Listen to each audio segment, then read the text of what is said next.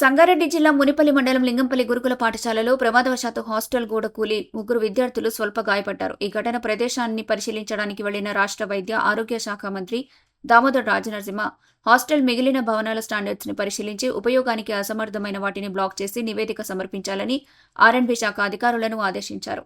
మంత్రికి ముగ్గురు విద్యార్థుల ఆరోగ్య పరిస్థితి, హాస్టల్ అధికారులు అందిస్తున్న సేవలపై వివరాలు అందించారు. తద్వారా గురుకుల విద్యార్థుల తరగతులు యథావిధంగా కొనసాగేలా ప్రత్యామ్నాయ ఏర్పాట్లు చేయాలని జిల్లా అదనపు కలెక్టర్ని మంత్రి ఆదేశించారు.